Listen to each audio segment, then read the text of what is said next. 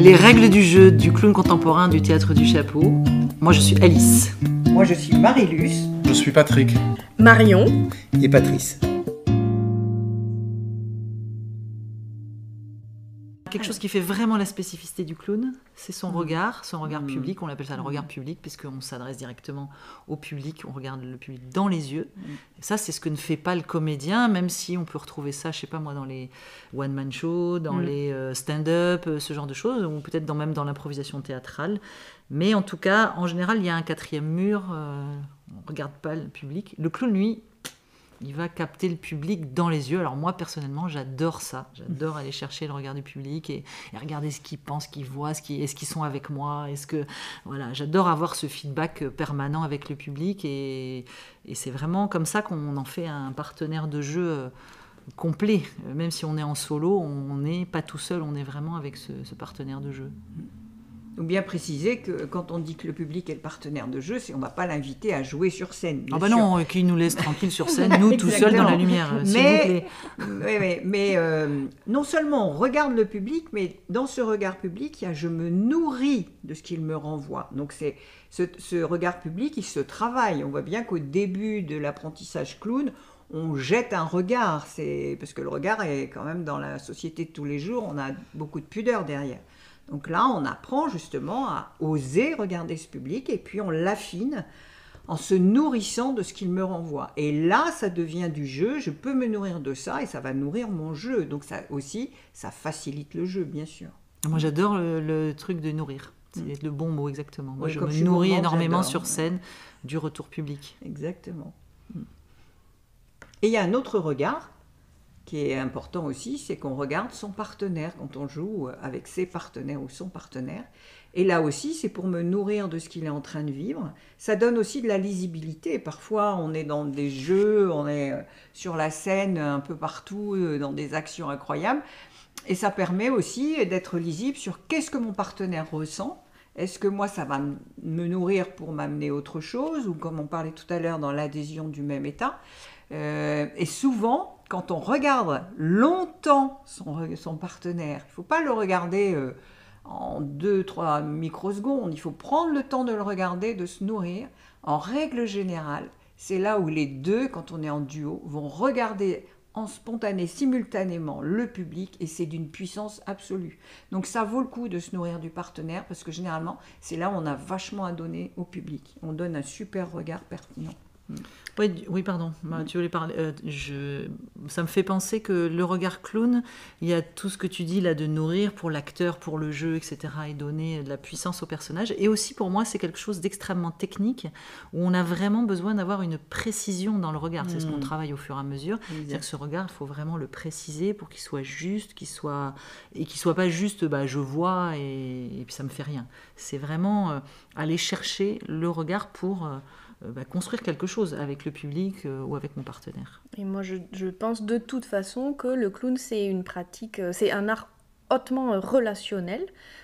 C'est sans doute vrai aussi pour le théâtre en général, parce qu'il y a de toute façon plein de façons de faire du théâtre. Je pense que c'est pas si... c'est poreux de toute façon, mais le clown, c'est un art relationnel pour moi. Il ne peut pas exister sans, à un moment donné, ce rapport au public, évidemment, donc sans cet échange de regards. Et... oui, et c'est effectivement un regard où on accepte de... C'est pas n'importe quel regard, mais c'est un peu ce que tu viens de dire, Alice. C'est un regard où on accepte de donner quelque chose. C'est pas un regard façade, c'est pas un regard posture. En tout cas, c'est ce qu'on cherche. Je dis pas qu'on le trouve tout le temps, mais ce qu'on cherche quand ça marche, quand ça brille, et quand quand ça se partage vraiment, c'est un regard où on accepte vraiment de donner quelque chose, de soi, de son émotion.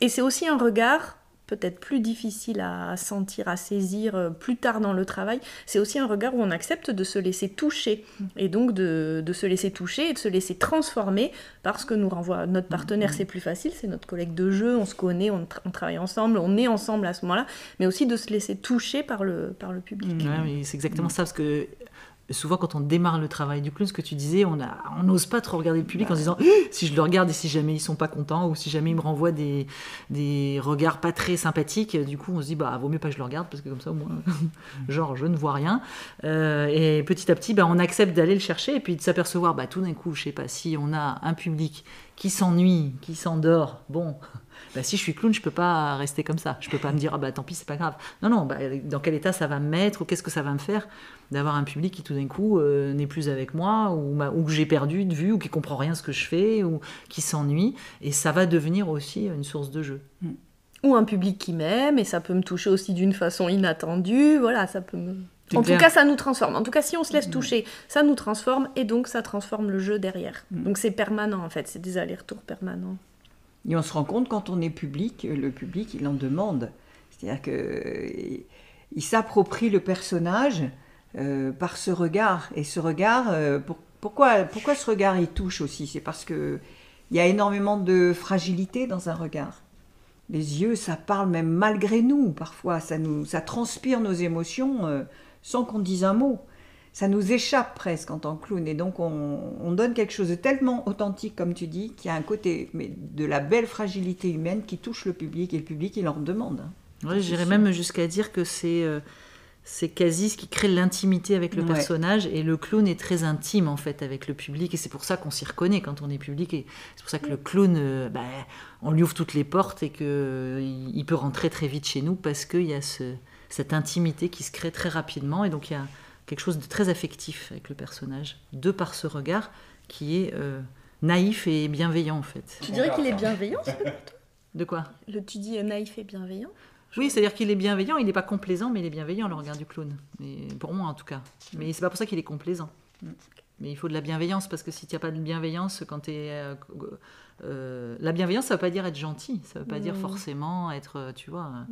Tu peux être bienveillant et critique, bienveillant et confrontant, bienveillant et pas d'accord, tout ça. Mais pour moi, la bienveillance, tu peux tout à fait la mettre... pour moi, le clown, il a ça. Mais c'est pas pour ça qu'il va être complaisant. C'est pas pour ça qu'il est, il est neuneux, tu vois ce que je veux dire. La bienveillance, pour moi, ça veut pas dire c'est positif et c'est super.